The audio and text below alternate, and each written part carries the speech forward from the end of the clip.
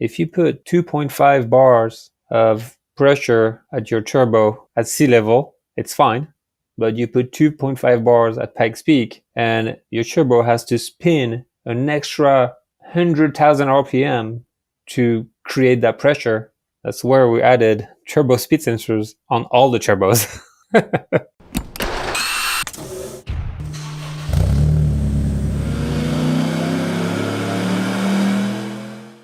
Welcome to the HPA Tuned In podcast. I'm Andre, your host, and in this episode, we've got Grégoire joining us from Boxeer in the USA.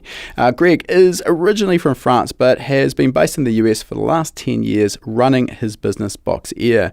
It's got an interesting background in that Boxeer actually was developed around providing a V-dub turbo diesel upgrade in power for the Volkswagen Vanagon, sort of a overlanding vehicle. So probably not something that a lot of listeners to this podcast would necessarily be familiar with.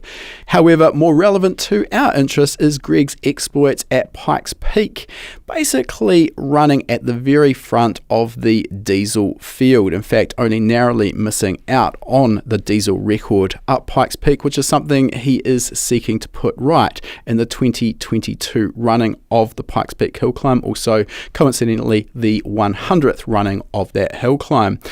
Now, traditionally, when we think of diesel performance, we're probably not really thinking of top-tier race cars, maybe outside of diesel's use in the likes of sled pulling competition and that sort of thing. However, the diesel performance engine industry is massive, and it is possible to get some exceptional gains in power out of these engines. There's obviously the potential to upgrade the engine internals to cope with additional power, just like we would normally be used to with a gasoline-based engine. However, in Greg's application, he's actually found a specific V-dub model of engine, and he is working very hard to make more power, significantly more power, while staying within the realms of what the factory internal components are capable of handling. He's also utilizing some reasonably advanced technology to help him in this aim, such as in-cylinder combustion pressure monitoring. Now, before we get into our interview with Greg, if you haven't heard of High Performance Academy before, we are an online training school. We specialize in teaching people how to tune EFI systems, both factory and aftermarket, on both gasoline and diesel engines. We also cover performance engine building your own wiring harness, as well as race driver education, race car setup, and how to use data analysis to improve your own performance. Obviously, with a diesel-focused podcast today, relevant to our podcast episode, we've got our diesel fundamentals course, our diesel tuning fundamentals course, and also our practical diesel tuning course, which will teach you everything you need to know when it comes to extracting more performance with a tune out of your diesel engine. And particularly, this is an area I know a lot of existing tuners struggle with, particularly if you have come from the gasoline tuning world. Everything we really know about improving performance when it comes to the tune in a gasoline engine kind of really goes out the window with diesel engines. They operate on a very different process, the compression, ignition, combustion process, and everything we need to understand is very specific to that process. I'll put a link in the show notes to both of those courses, and as a podcast listener, you can also use the coupon code podcast75. That'll get you $75 off the purchase of your very first HPA course. All right, enough of an introduction though. Let's get into our chat with Greg now. All right, welcome to the podcast, Greg. Thanks for joining us today. Now, when most people think of diesel engines, they're probably getting an image of a big old heavy truck chugging away up a hill, belching out plumes of black smoke, which is about as far away from performance as you could probably get. Now, yes, of course, there is a fairly wide market for performance diesel engines, which we're going to jump into. But when you're looking at your options of modifying gasoline engines or diesel engines, what was it that made you jump down the diesel route? I started with diesel because I was using this on my business. So it was an engine of choice for being more efficient. And as I choose this engine for my business, I had to stick with this for my performance options. and it was actually a pretty good base. Okay.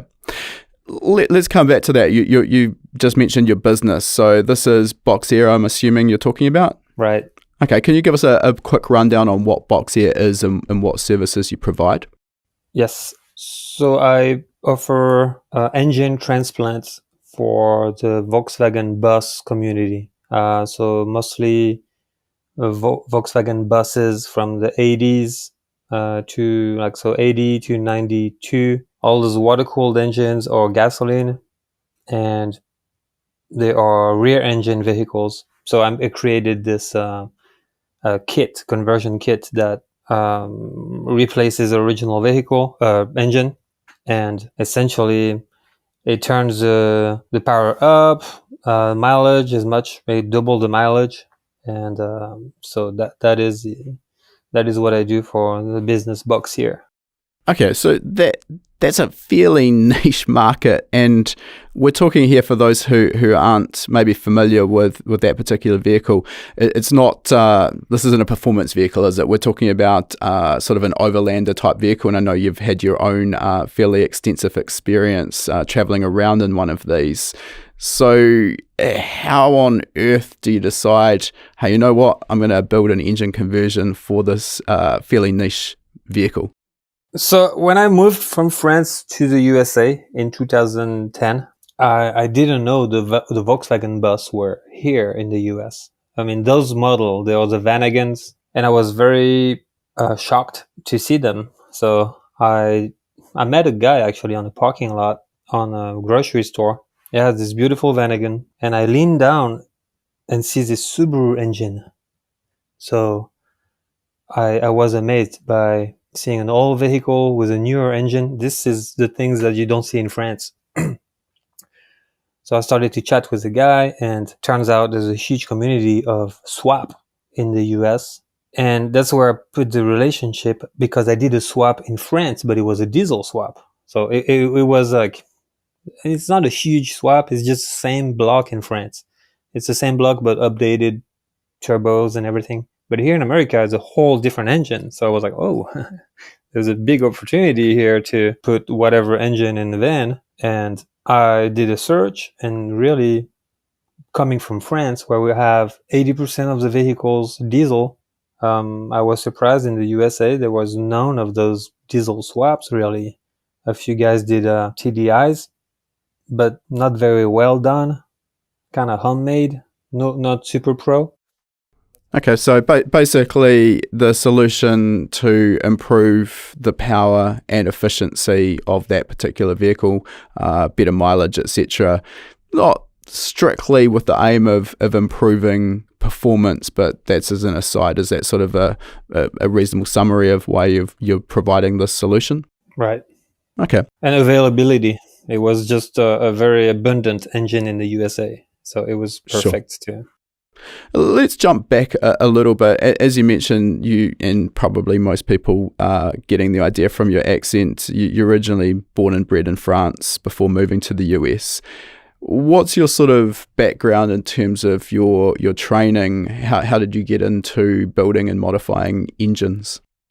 I got out of school. I was 14, and I started to do technical school. So from 14 to 21, I was doing internships on and off. So in France, there are those programs where you go 2 weeks in technical school and 2 weeks in your working place.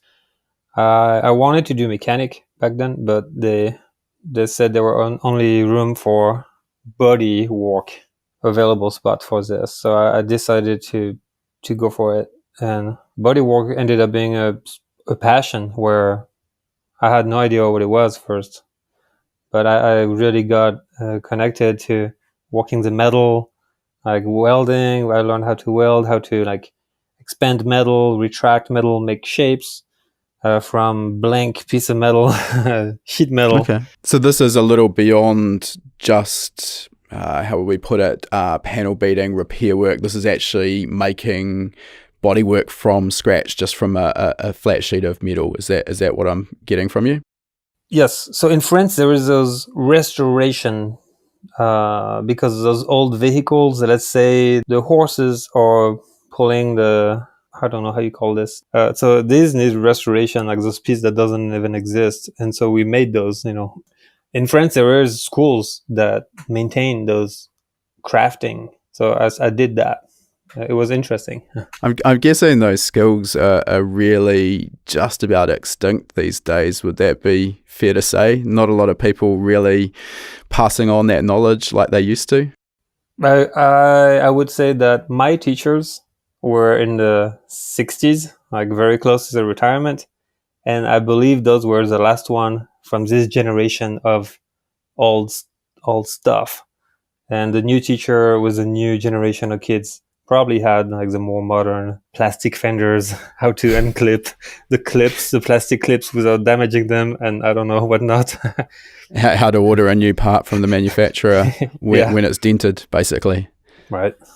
All right, let's talk about how you move from bodywork into engine performance, though, because those really are two worlds apart and not a lot of sort of cross-pollination between the two. So, yeah, how did that all go down? So, actually, it's funny, but in order for me to go to this technical school, I was using a moped. And when I had to get a moped to go to school, I grabbed one that was like completely modified, had big carbs, ignition system, pipes. And so I had to learn to maintain this thing running. And it was a very huge learning curve. So I did a lot of two-stroke performance engine right at 14. We had a big bore kit. We had to tinker with ignition timing. So we seized a lot of cylinders. We bent a lot of crank. So I guess it started there more than anything. And I was lucky enough to know some important people in the south of France that were doing racing, like Polini brand. One of the Polini Montiore distributor was 30 minutes from my house, and we had a relationship. So I saw the guy like tuning those two-stroke on a dyno. I was like, whoa, there's a dyno for these things. And from the very early age, just see that performance was possible to achieve, and there was a way to do it properly. Okay, so how did that sort of transition into some formal qualifications? What were you taught around engines from a trade school versus what you actually learned yourself? No, I'll clarify that question a little bit. One of the sort of areas with performance engine building that differs from the likes of maybe just reconditioning a everyday road car engine is the sort of the components that we're going to be using, the clearances and tolerances that we work to, etc. This subtle but really important differences. So what I'm getting at with this is a lot of people who maybe have gone through a formal qualification in a trade school to learn how to recondition engines, they may do a great job at rebuilding factory engines, but that doesn't necessarily translate across to being able to take a stock engine that produced, let's say, 200 horsepower and modify that to the point where it's making 400 or 500 horsepower reliably at a significantly higher RPM range. So I'm interested to know how you developed that specific skill set. I think it started with Spike's Peak. So in 2013, I built this Subaru diesel that was a 2-liter, a 4-cylinder Boxeer diesel, like super rare, super new engine. And I had no notion of diesel engine tuning back then. I was diving into it. And I ran into this guy, Andrew Stauffer, which is a super well-known guy in the diesel world. He owns SNS Diesel in Indiana, which is the most important diesel tuning and preparation place in the USA. I ran into him, and he was tuning those engines, the 2-liter, for a program. It was a military program. And so I was providing the engine, and so we crossed path, and that's all how it started. Let's just come back one step. So you decided to compete at Pikes Peak, and you decided out of all of the engines that are available, the Boxeer diesel Subaru was your pick. What made you choose that engine? So I was using this in my vans. That's Okay, a right. So it's just a carryover from the vans. Yeah. So because those vans you were doing Subaru and the Volkswagen Audi TDI engines, is that correct? Right. I started with Okay. the Subaru diesel back in the days. Okay, I just wanted to clarify that, because that seems, without a little bit more background information, like maybe a bit of an obscure pick. So I just wanted to clear that up. Right. All right, so this Subaru 2-litre Boxeer diesel engine, stock form, what sort of power are we talking? Factory would make 150 horse. And what did you end up doing to it, and where did it sort of end up power-wise? Well, so that was the sad thing about this engine. That's why we stopped. We could only get 175 out of this thing. Any drop of extra diesel in there or extra boost will crack the cylinder. The cylinder were completely floating, so not exactly a closed deck. There were a few modifications to do to get to 200 horse, but it wasn't worth it at the end of the day. So actually, we had 175 horse, but at Pikes Peak, we dynoed it, and it was barely making 98 horsepower. So it was in 2013. That was my first diving into the tuning experience. So I assume that the low power output at Pikes Peak is simply a result of the altitude and the low barometric air pressure? Exactly. It was shocking. So I can only imagine that would have been a maybe somewhat boring drive up the hill. So it was raining and hailing. Oh yeah, that'll make it more interesting. Right. So I had quite a run. It was actually properly a safe power to have for the hail and the rain, and being a rookie. So I quite enjoyed the drive. We did it in 14 minutes and some. It was okay. A lot of people didn't finish it. A lot of people didn't make it that far and didn't make it to the top. So we were pretty pumped to do that run.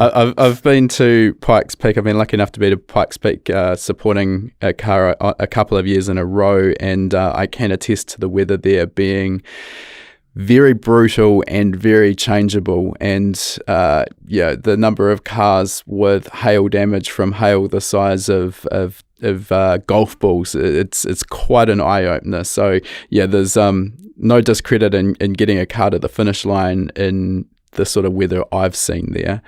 So what you're saying there as well with that Subaru engine, it's obviously every engine from the manufacturer is designed around a particular power level, and obviously they're going to be safe and reliable at that stock power level.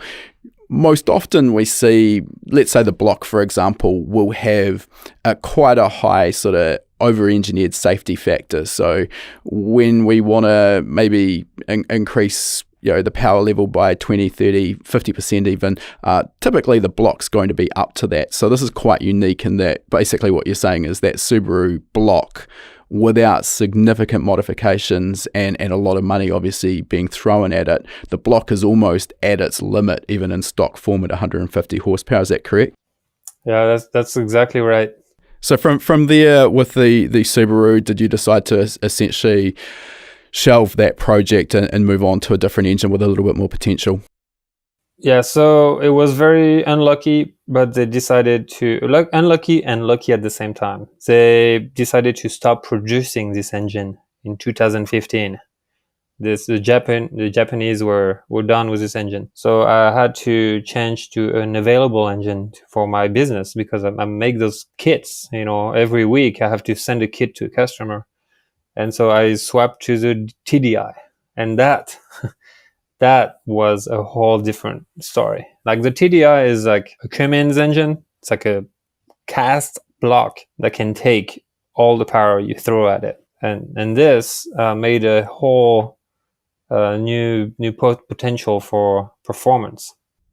Talk to us about the TDI engine in terms of stock form. We're talking 2-litre 4-cylinder. What sort of power level do they produce in the factory format? They like to be around 200 horsepower from factory. They push it in Europe in a particular nice sedan to 240 horsepower out of the 2-liter, which is huge. Okay. It's the most powerful 2-liter diesel engine production. So what are the limiting factors in that engine in stock form, and when you're starting to modify one for race use, what needs to be changed? The first thing is the pistons to accept the cylinder pressure. The stock will start to melt when a modified one would hold the pressure required. Second, I'd say the rods and bearings. Okay, so just not strong enough to withstand the cylinder pressure, and then, as you mentioned, the pistons can't withstand the temperature that they're being subjected to as well. Right. It's a balance, right? From the exhaust temperature or cylinder pressure, you got to choose, and put too much timing, send it to the cylinder pressure, and not enough into the exhaust. So EGTs will be saving, the cylinder pressure a little bit.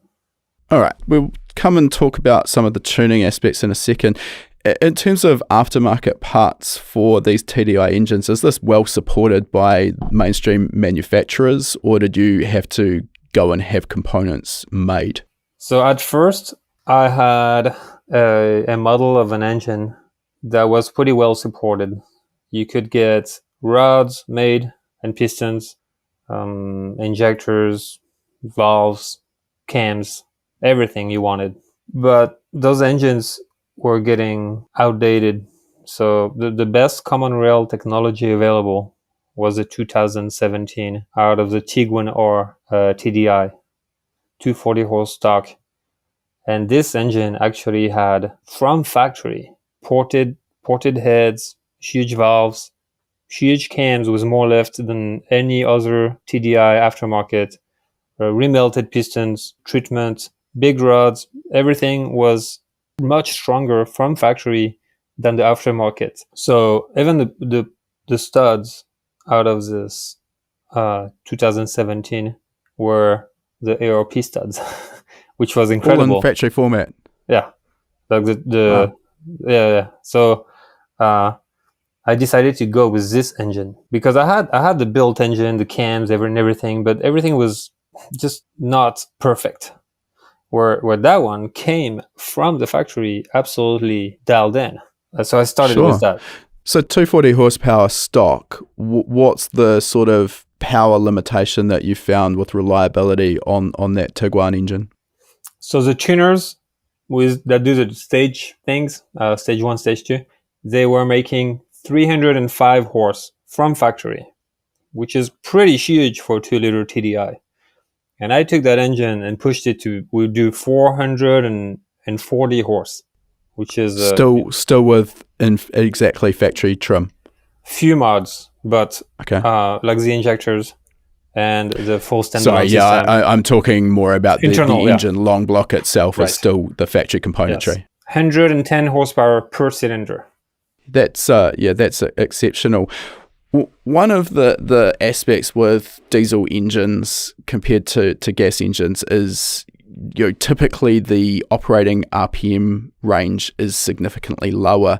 It's not unusual for a diesel engine to have a factory rev limit of maybe 4,500 RPM or thereabouts, and obviously with a conventional gas engine, we're more used to seeing rev limits in the region of sort of 7,500, maybe 8,000 RPM.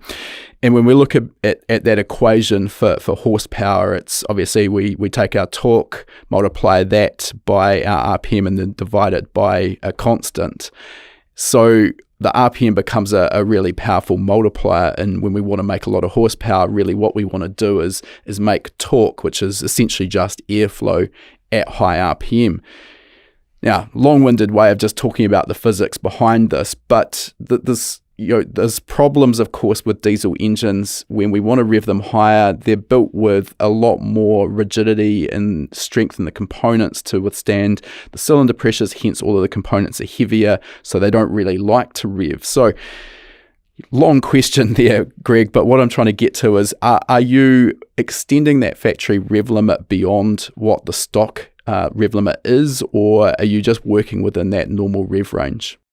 We increased it quite significantly. We went to 6,200 RPM, which is very Very high for TDI. Yeah, absolutely. Now, one of the problems that comes with that, and this really comes down to the componentry, we quite often get asked this around gasoline engines. Can I extend my rev limit by 1,000 RPM? And the answer quite often is, well, maybe you can. But the more important aspect of that is, with no other modifications, just simply revving the engine 1,000 RPM further is not necessarily going to actually result in any more power. If we look at the factory power and torque curve, the torque will be dropping away at the factory rev limit significantly. Maybe we've got our peak torque value at 2,500 RPM with a diesel engine, and then it's falling away after that. So our power will continue to climb. Maybe that peaks 3.5, maybe 4,000 RPM and then falls away. So if we take that and rev it to 6, we're well on the backside of that curve.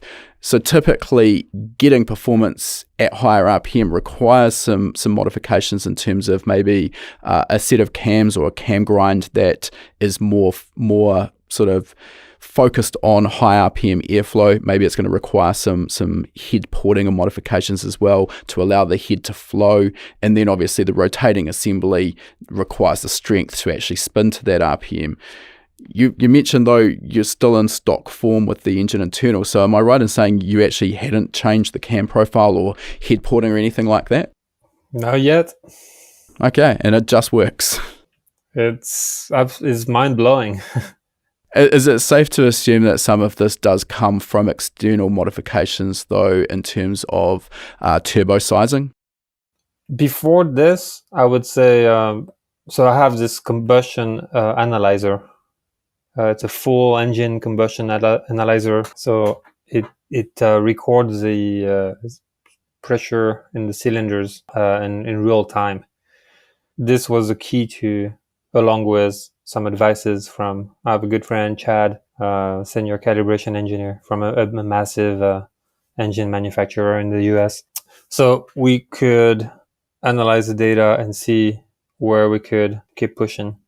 I mean, the turbo is important, yes, but having this data, such as cylinder pressure, was very important. Let's talk about that cylinder pressure data. This is something that not a lot of tuners get access to because it is still a very expensive technology, albeit it has come down a lot over the last decade or so.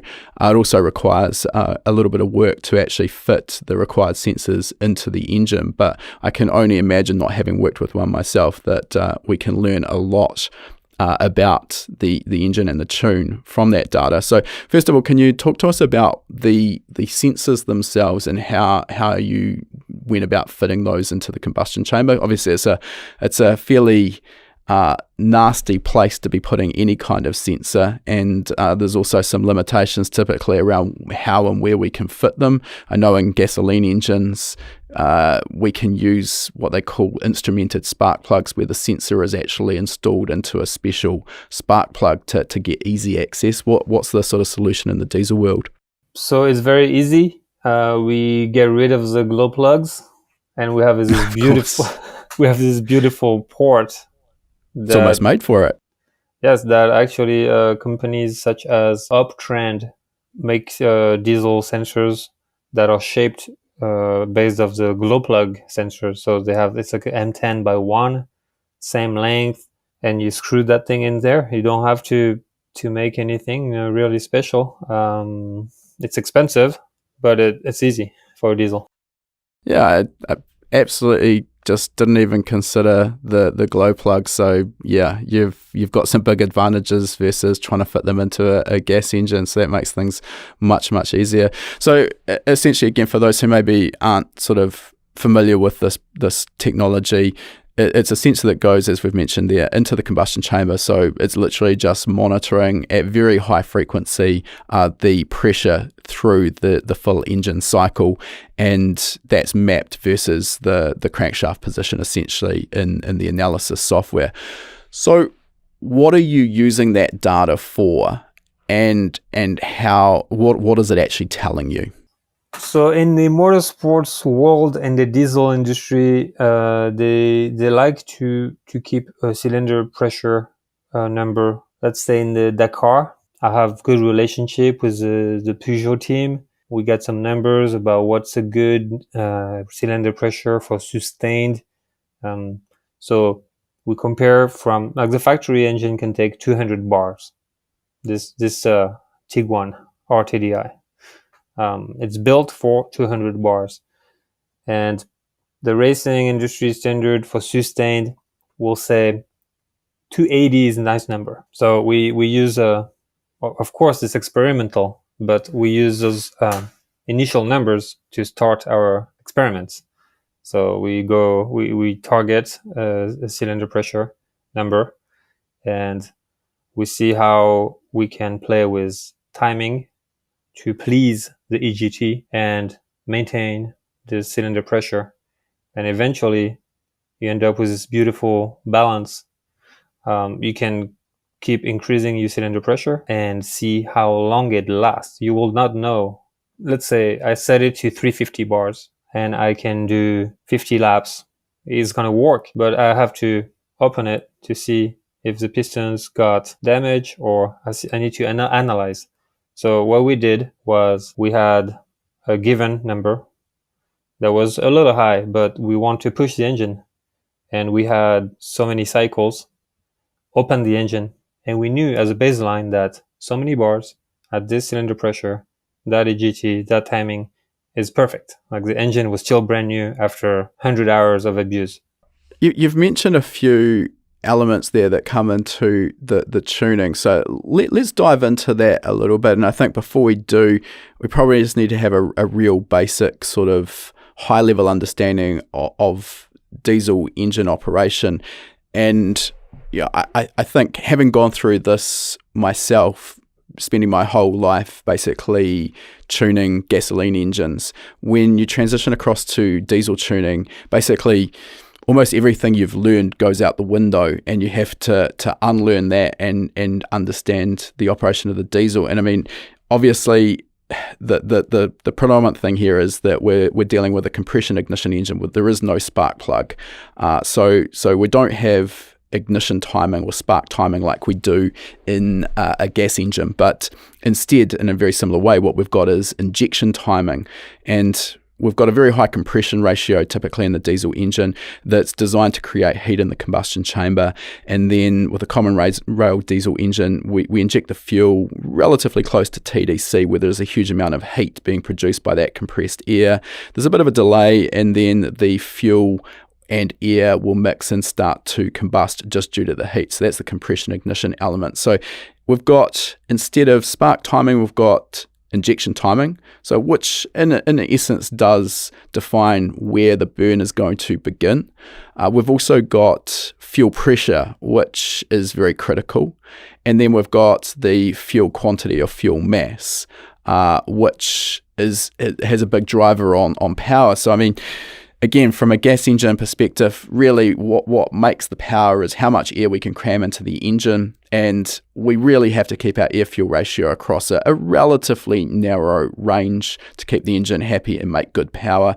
With the diesel engine, it works really almost the opposite way. We're actually controlling the power with the amount of fuel we're injecting, which is why typically we don't have a throttle body in the diesel engine.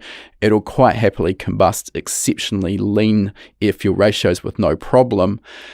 So we're always operating, or predominantly operating, with a diesel engine on the lean side of stoic. And as we add more fuel, we make more power. But of course, there is a limit to this, because as we add fuel, we end up with more combustion chamber temperature as well. And that puts more heat into the parts, which you've alluded to. Now, we don't typically get the opportunity, though, unfortunately, to measure directly what's happening inside the cylinder. So in the diesel tuning world, the exhaust gas temperature, or EGT, sense has kind of been the gold standard in sort of monitoring the quality of our tune-up. Can you talk to us a little bit about how you use that EGT sensor and what it's telling you? So the EGT sensor is basically giving me a number that ensure I'm not damaging the turbo componentry. Like, let's say the EFR turbo is capable of 950C. After that, you might start to melt some stuff. So we draw a line there. We don't want to go over that. So The EGT, essentially, we're trying to keep it as low as possible. Of course, we try to increase our cooling capacity at the intercooler side. But the EGT, we like it when we max it out, but not over. So for us, we're 950. It's almost a melting point. And how do I use it? We can play with the timing, of course. If we get too close to cylinder pressure limit, we balance on the EGT. If we exceed the EGT limit, we have to send back to cylinder pressure. If we exceeded cylinder pressure, we have to reduce fuel. It's just a closed loop, essentially. So EGT, cylinder pressure, and then you're adjusting your tuning parameters around maintaining or not exceeding your preferred limits for both of those parameters. Right. And timing. So we try to optimize EGT and cylinder pressure and timing together. And if we exceed, we have to lower fuel. That's a rule. You have to keep the limits, happy. Now you've mentioned there the sort of temperature limit of the turbine wheel, turbine housing, 950 degrees C, which 1750 F, if my math is about right. That's only one element, though. We've also got the internal components of the engine to consider, and at very high EGTs, again, we're measuring exhaust gas temperature, which has a correlation to the combustion temperature, which is what the piston and the cylinder head are being exposed to. 1750 degrees Fahrenheit sounds exceptionally high to me for a diesel engine in terms of keeping those internal parts internal and intact. Is that not an issue? You're quite happy running sort of 1750 Fahrenheit and not worrying about your internal componentry? So these are worries that people have when they don't have the cylinder pressure data. But the heat generated by the cylinder pressure is exhausted. Essentially, the cylinder pressure is a relationship of the heat. So when we have a 280 bar, let's say, cylinder pressure limit, this translates into a heat number that is a combustion chamber heat number. We're not exceeding that, which is what the valves can sustain. As soon as it exits the valve, it's all turbo. It's all about your hardware limits. For us, we know that we're not exceeding the cylinder pressure that is possible to operate for 100 hours. We're happy with that number. And we also know that we don't exceed the limit on the hardware turbos. So I see what you mean for the internal temperatures, but for diesel engine with controlled cylinder pressure, we know exactly where we're at, and that's how we do it in the diesel world. One of the inputs that we rely on heavily in the gasoline tuning world is air-fuel ratio, and much less so on exhaust gas temperature, to the point that EGT outside of high-level drag racing is probably not very common on gas engines. Air-fuel ratio, we've got that on every engine we tune. With diesel, there's also a relationship between the combustion temperature, combustion pressure, obviously, exhaust gas temperature, and the air-fuel ratio. So are you utilising air-fuel ratio at all in your tuning, or not necessary given the other inputs, including combustion pressure, that you are focusing on so heavily? So we do have a wideband lambda, and we use it. So we talk in richness. So we like to stay around like 900. It's just a number that we like. It has a little black smoke, but just a very slight one. And it's usually clean. Like if we could keep it at 850 richness, we would be crystal clear. We like to add a little bit to, just because we don't want to be too lean. Then we would just throw power out of the window. Instead, we want to add a touch extra. So those numbers that you just mentioned there, 900 and 850s, so how are those relating to lambda on the lambda scale? I'm not quite sure I follow there. So I'm using this French ECU, and it's richness unit. It's 1 over lambda. So essentially, equivalence ratio? 1/lambda. So it's just a little reversed, but once you set on a number, you stick to it.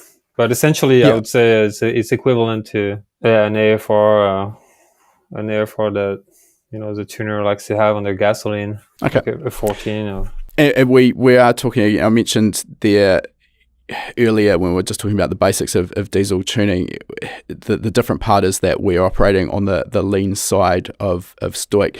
When we're tuning a gasoline engine, if we've got high exhaust gas temperature, high combustion temperature, we can cool that combustion temperature by adding fuel. But it's sort of because we're on the lean side of stoic with the diesel engines, it's actually the opposite. If we add fuel, we actually add temperature, correct? Yes and no. Also, you can add more fuel in a shorter amount of time and reduce temperature.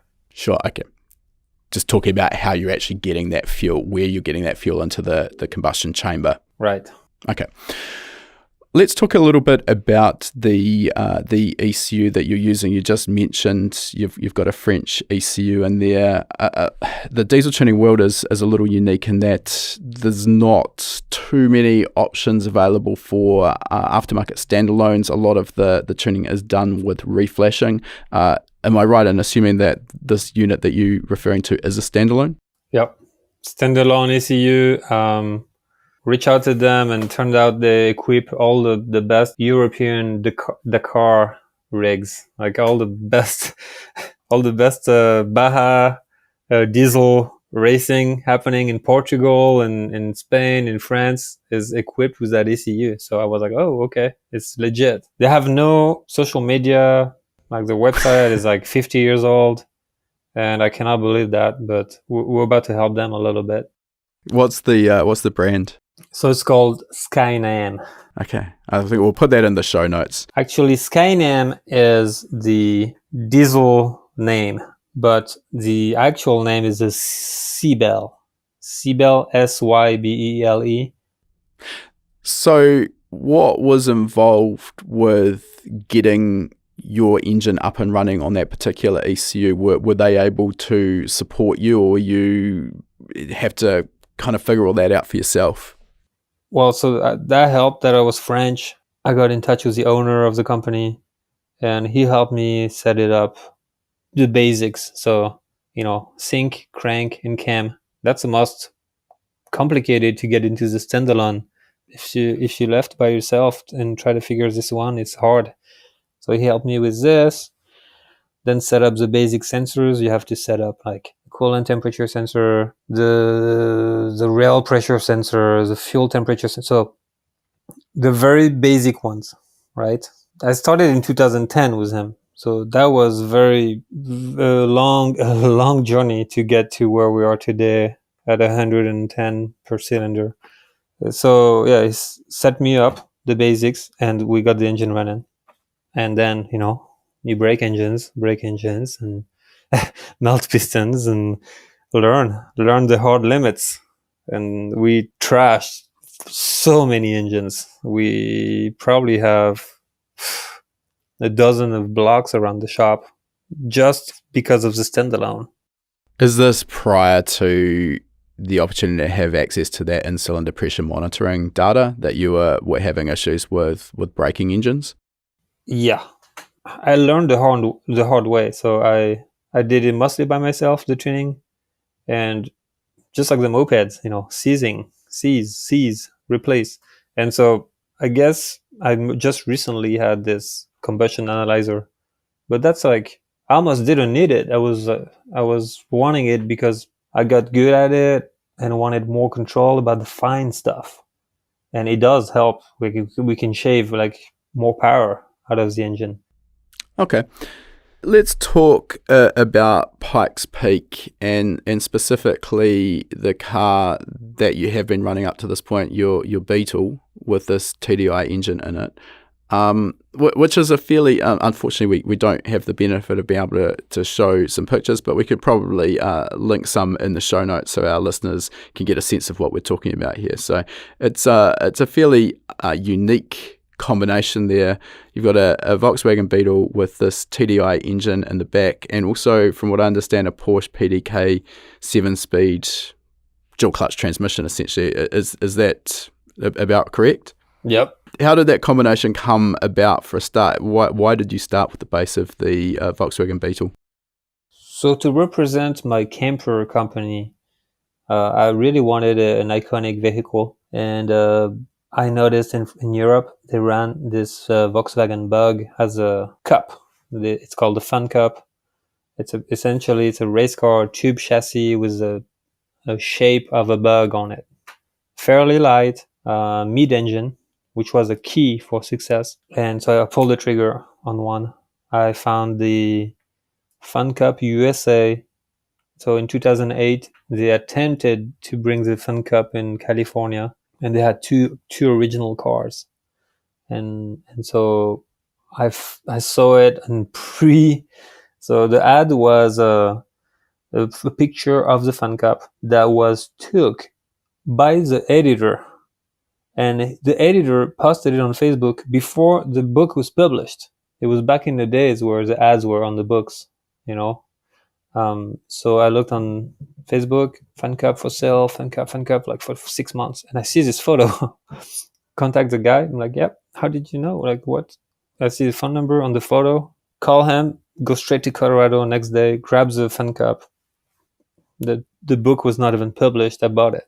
But so this to me was a key to have this mid-engine.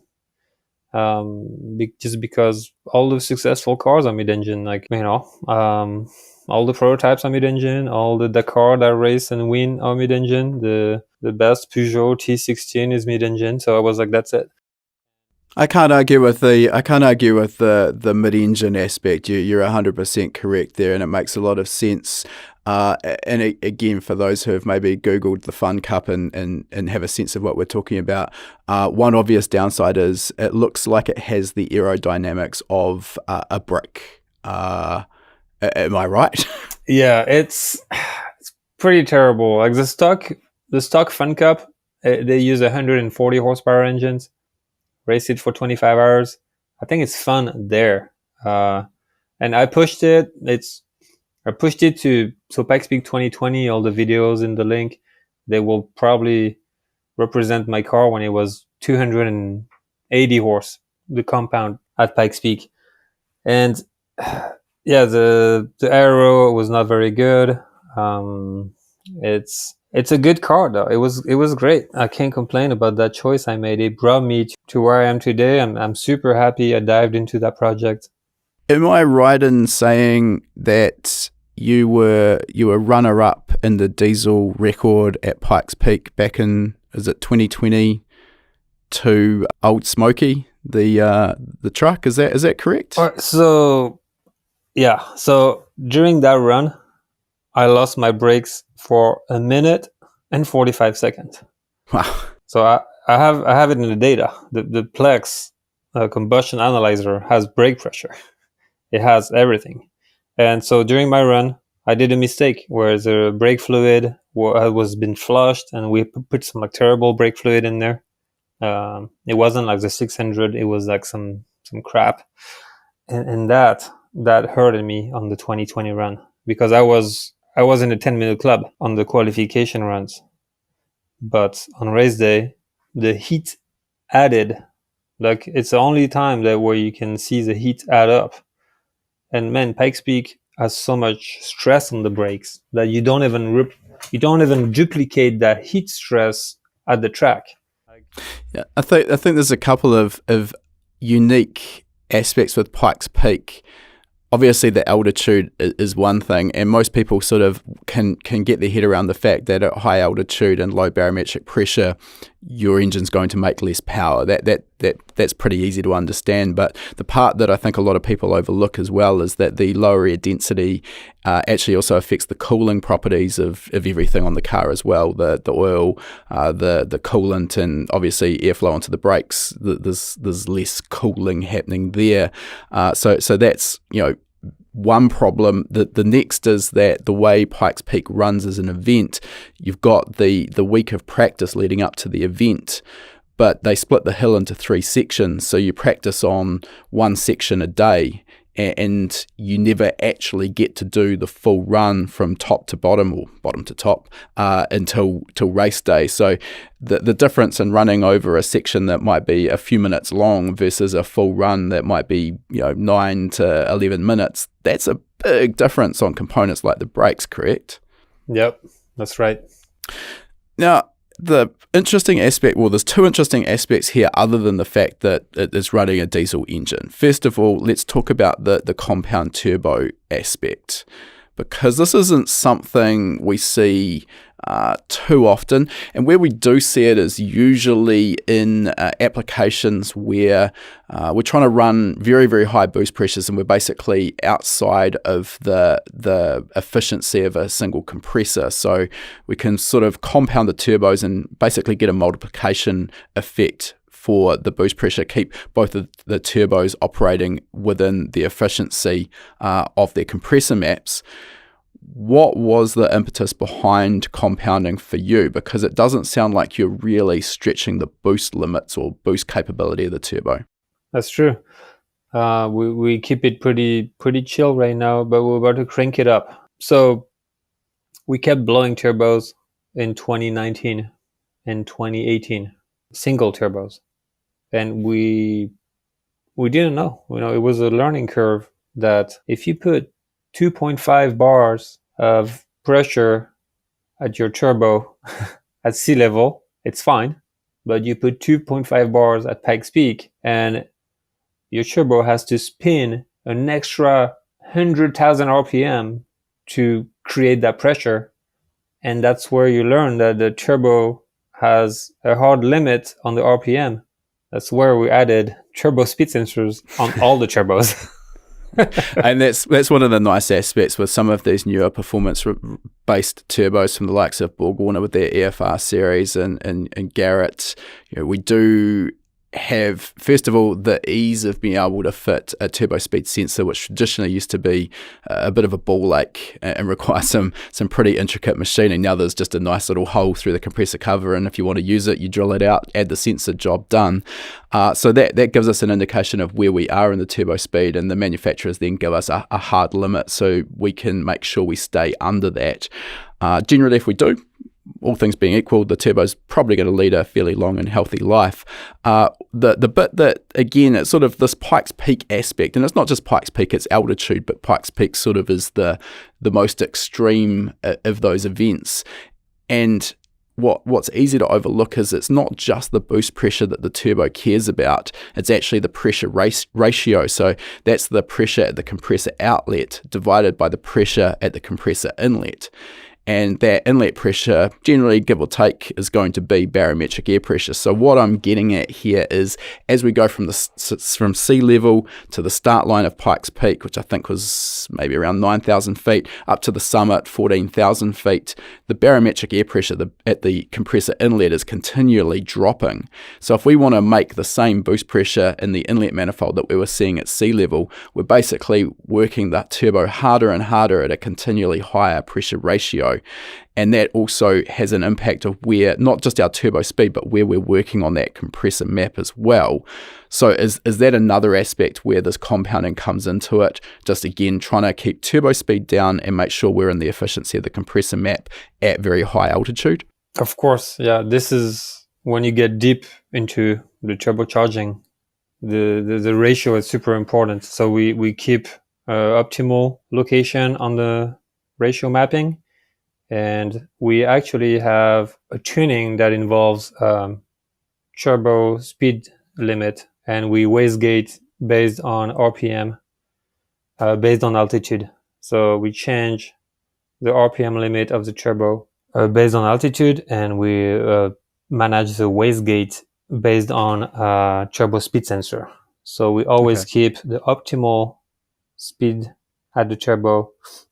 And since we have 3 turbo, we can, as we wastegate open, transfer the heat energy to the next turbo, keeping all the turbo always happy within their optimal speed and pressure ratio, because it's eventually with the PDK we use a small range of RPM.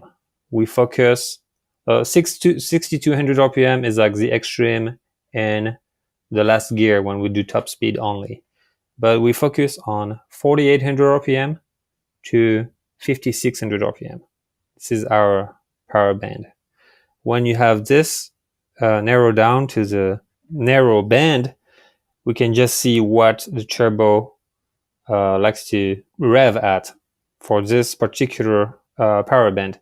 And so it ended up being pretty easy to keep everything happy and performing super well at the best pressure ratio, because our power band is almost like 1,000 RPM only, or maybe 1,500 RPM max. Yeah. Versus a gasoline engine would have to be happy from 3,000 to 10,000, or I don't know, whatever they like to shift at.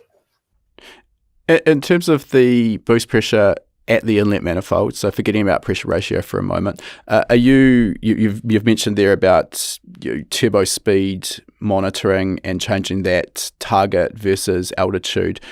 So what's that actually doing in terms of your boost pressure in the inlet manifold? Are you trying to maintain that fairly consistent from the start line to the finish line, or are you dropping it away in order to keep under the turbo speed limit as the altitude climbs? What I guess really the question there is, are you trying to maintain a relatively consistent power level from the engine the whole way up the hill climb, or do you get to a situation where you inevitably just have to let the power drop off a little bit at higher altitude? We decided to keep focusing on the hard limits, such as EGT, cylinder pressure, and intake pressure. We keep this a variable. It varies a little from start line to finish line. The physics do change the numbers a lot, but the performance is the same. We find the engine to perform extremely well from start to finish line. We don't have any losses. Our focus is on EGT and cylinder pressure. The intake can change some. That obviously affects the cylinder pressure, but in a good way. As we go up, temperature increases, and at the end of the run, you end up with a big temperature mass in the whole engine bay. Everything is really hot, and that's where you could take advantage of a tiny bit less power. So everything works out to be perfect. It's very, very amazing. Let's talk about the PDK transmission, because it sounds like it is really one of the key elements of making this package work, given you've already talked about the relatively narrow rev range that you're using, and this is a 7-speed transmission as well, so hence tighter ratios than if you had less gears. So that all works in your favour. The problem, as I see it, though, is a modern dual clutch transmission, regardless whether it's DSG, PDK, or whatever it may be, there's some fairly complex two-way communications between the engine control module and the transmission control module for everything to work. So how are you kind of communicating with that? Are you still using the Porsche transmission control module, or is it all aftermarket? So we use this aftermarket controller. It's from Poland, the GCU. So we communicate with CAN bus. So essentially, we have a small amount of data that go through this.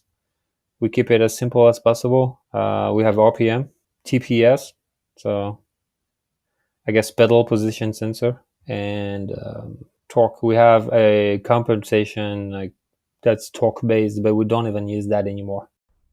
Okay, so I mean, in a stock format, the dual clutch transmission, simplified, basically when you request an upshift and you're at full throttle, basically in most cases the gearbox controller will request a torque reduction from the engine control module so that it can complete the shift without potentially damaging the clutches. Once the clutch is engaged in the next gear, then the gearbox controller will say to the engine control module, all right, we can go back to full torque again. And that's kind of how that progresses. We're on the other side of things. when it downshifts, obviously we need to rev match, and there's that same sort of requests there. Have you got that same two-way communication and requests going on that I've just talked about with your aftermarket standalone option?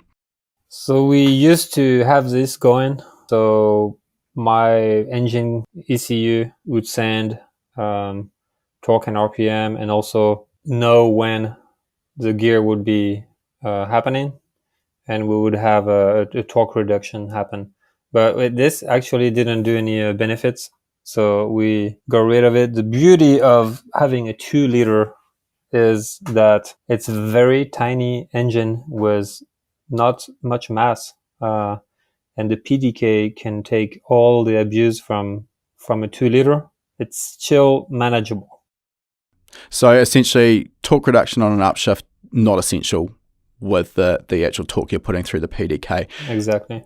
On the flip side of that, though, if we don't rev match on a downshift and get that pretty nicely matched, that can cause some problems with the likes of compression locking under braking as you're shifting down through the gears.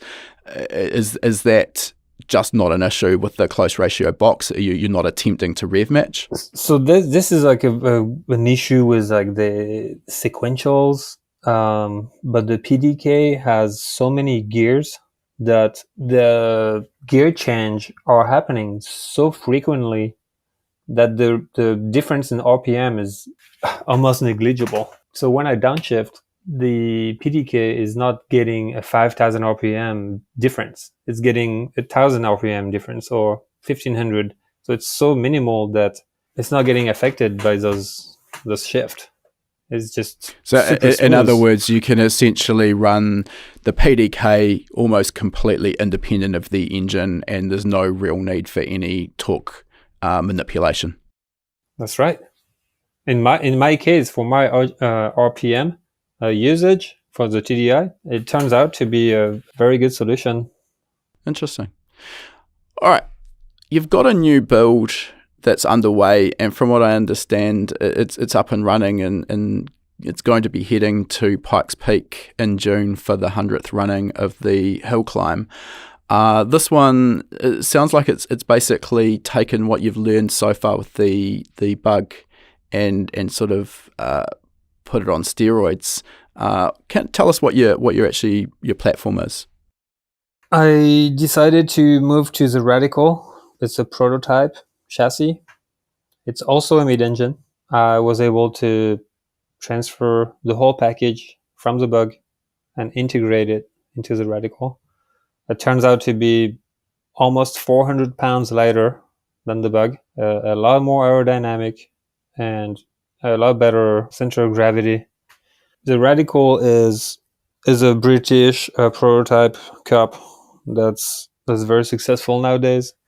I thought it would be a good chassis to get into, and it turns out it's amazing. I had my first laps. I was blown away by the new performance. I mean, you don't have to really reinvent anything when you're using that Radical as a chassis, because, as you mentioned, it's a very well understood and well developed package from Radical in the UK at this point. So essentially it's just a case of bolting in an engine and PDK combination that you've already developed, and you basically should be in a situation where you can hit the ground running. Now, we know that the theory is one thing, but reality is often something slightly different, and there's always sort of unintended consequences or issues that pop up that are hard to predict when you're in the planning stages of a project. I mean, I understand this is still fairly early on, and as we're recording, we've still probably got a month or so to go before Pikes Peak actually runs. So you got some testing to do, no doubt. Is there anything that's cropped up so far that sort of you didn't expect that's going to need some attention? Except the new open cab. I mean, I'm just like open cockpit. It's a different preparation, I would say. I have to plan for a helmet that has a visor down. Except the environment, like the car is surprisingly well dialed in, because we didn't change too much from the original design. Turns out those cars are designed for one driver and one passenger. And by moving to central seat and getting rid of all the stuff for those two people, we ended up with like very similar weight distribution. And so far, I'm not worried about anything catching the progress. So I mean, no, nothing bad. Well, that's good. Yeah, that's ideal. The dream scenario. In terms of weight, you mentioned you're 400 pounds under the weight of the bug, and we've sort of been talking about power, and at this point you've been talking about a 110 horsepower per cylinder, 440 horsepower for a 4-cylinder engine. Is that sort of where you're going to cap the power level for the Radical, or are you pushing it further? And what was the final weight on the Radical? The 440 horse was from last year. We opened that engine and found a brand new everything. So we're going to juice it up some. Yeah, so the Radical is already mind-blowing, like much faster in any way.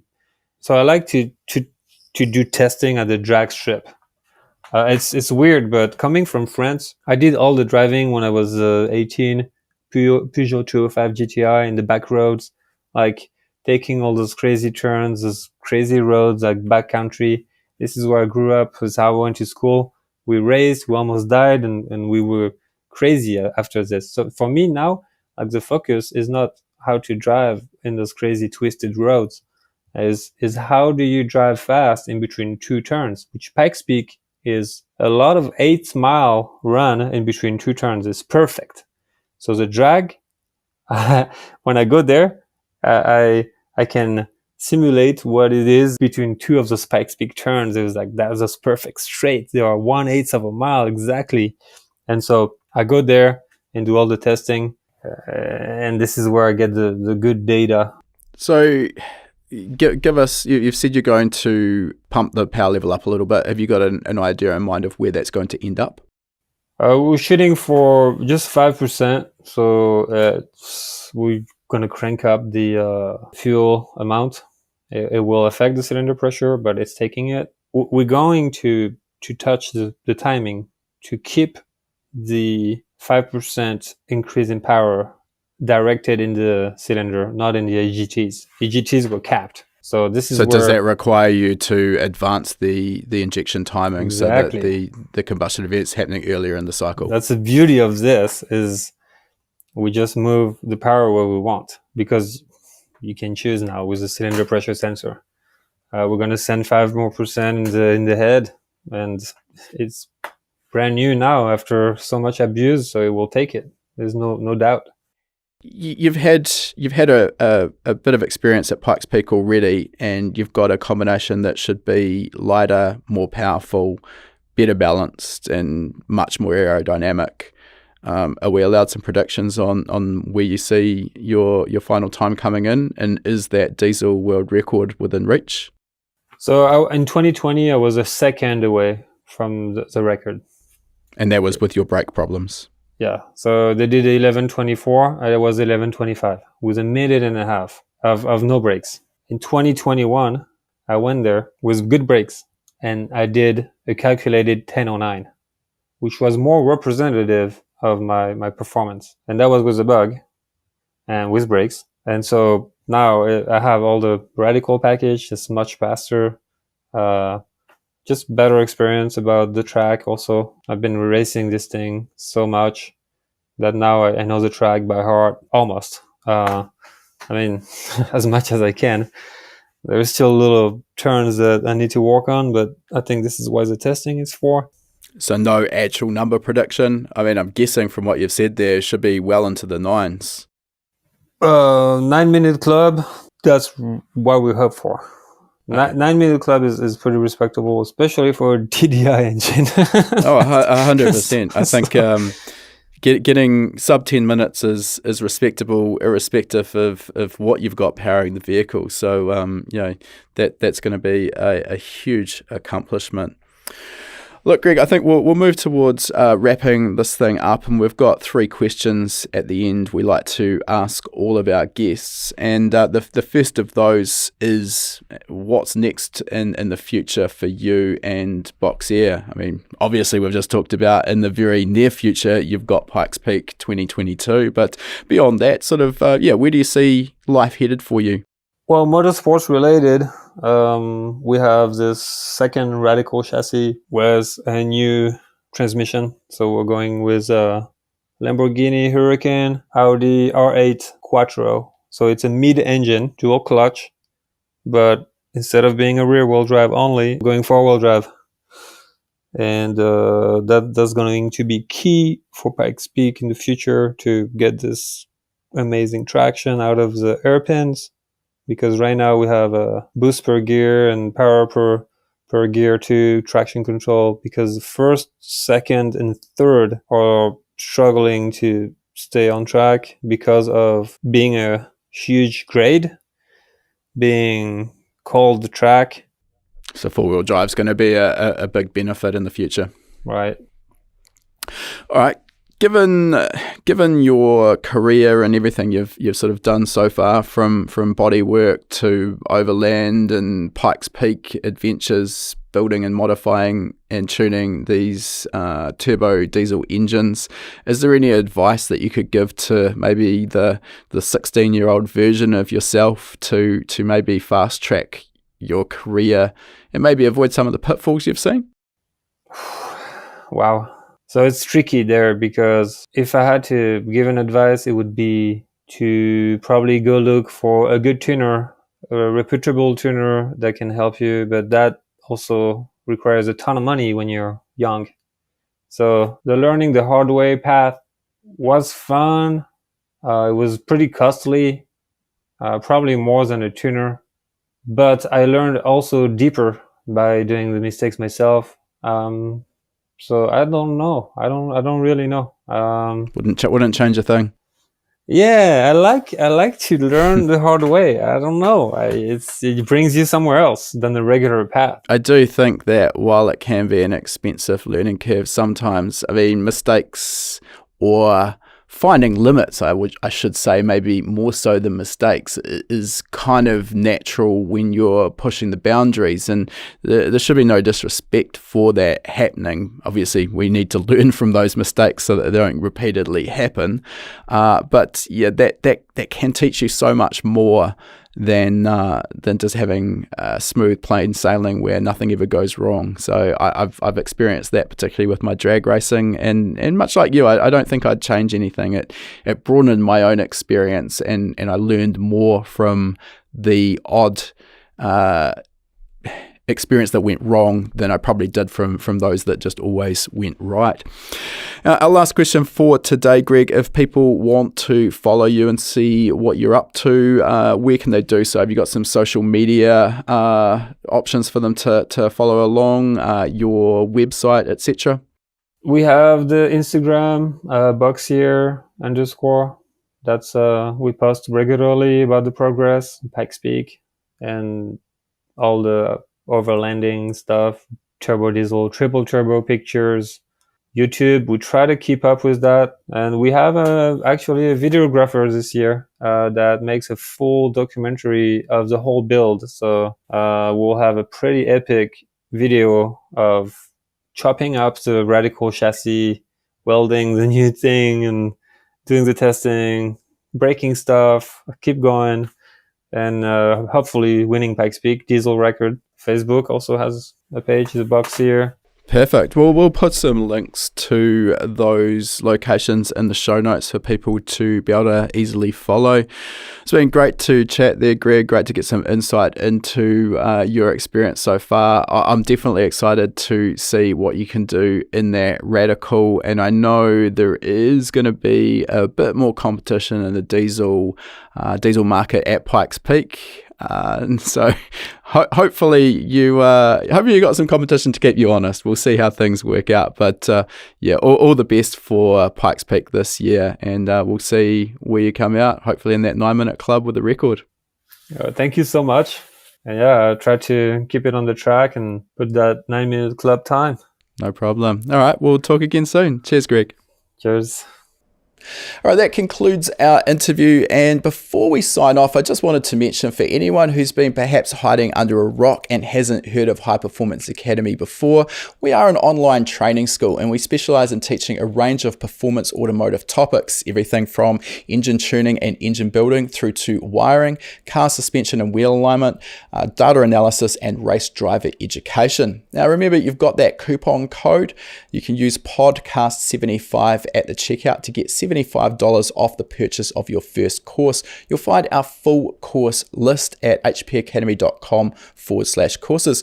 Important to mention that when you purchase a course from us, that course is yours for life as well. It never expires. You can rewatch the course as many times as you like, whenever you like. The purchase of a course will also give you 3 months of access to our gold membership. That gives you access to our private members only forum, which is the perfect place to get answers to your specific questions.